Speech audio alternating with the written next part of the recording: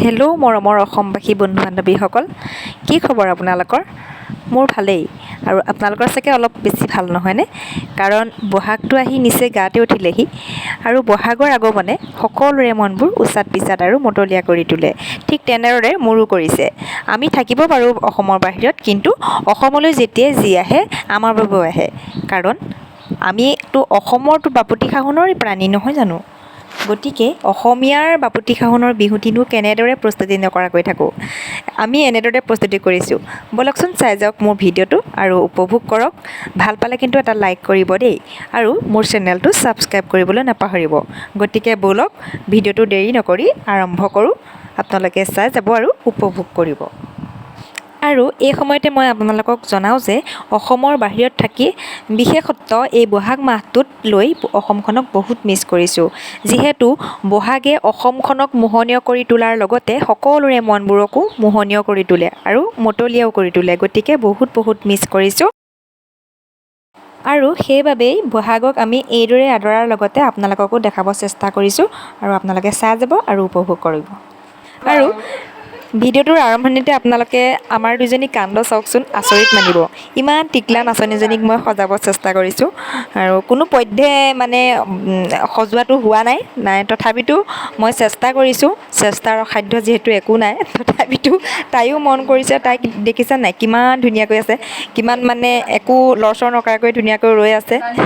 সেইকাৰণে ময়ো ভাবিলোঁ মই এইক ধুনীয়াকৈ পিন্ধাই দিব পাৰিম, আৰু তাইৰ মনো যাব চাগে। আপোনালোকে চাওকচোন কি হৈছে আমাৰ। আৰু ফাইনেলি এয়া মেখেলাখন পিন্ধাই হ'লগৈ, আৰু এতিয়া বাকী আছে চাদৰখন। আৰু তাইও গাত ৰক্ষা নাই, নাচি আছে, নাচিবলৈ আৰম্ভ কৰিলে। আৰু ইফালে ময়ো যিখন বাজানা বজাইছোঁ আপোনালোকে অকণমান শুনকচোন। কি ধৰণে বাজানা বজাই আছোঁ, লগতে চাদৰখনৰো কোচ দি আছোঁ। আৰু সেয়া নাচনী পৰিবলৈ ধৰিছে, আৰু কিনো হৈছে। আৰু তাই আচলতে মানুহজনী গধুৰ হৈ গৈছে, সেইকাৰণে পৰি যাব ধৰিছে। আৰু আপোনালোকক মই দেখাব চেষ্টা কৰিছোঁ। হে ভগৱান, একেবাৰে মূৰ-চূৰ গৰম হৈ গৈছেগৈ দেই, ইমান অকোৱা পকোৱা লাগিছে।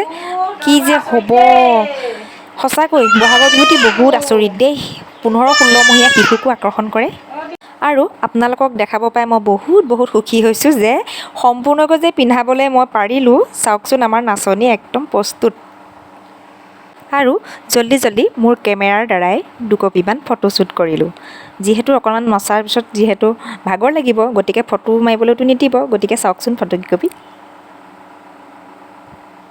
আৰু এয়াই আমাৰ অসমৰ পৰিচয়, বিহু পৰিচয়। আমি অসম বলীয়া, বিহু বলীয়া। ৱাও, কিমান ধুনীয়া এটা মনোমোহা পৰিৱেশ নহয়নে? সঁচাই এইখনেই আমাৰ অসম, এয়াই আমাৰ বিহু। আৰু এই বিহু দেখিনো কোনে ননচাকৈ থাকিব বাৰু। গতিকে চাওকচোন আমাৰ নাচনীৰ নাচটো। অতীত কৈছে নেহৰ মুগাৰে মহুৰা, ঐ তাতোত কৈছে নে হৰৈ মাকো, তাতোত কৈছে নেহৰ বহাগৰ বিহুটি, নানাচি কেনেকৈ থাকো। ৰেপা নাচা আমাৰ নাচনী গপচ, কাৰণ প্ৰথমতে পৰি গ'ল, সেইকাৰণে গপচ।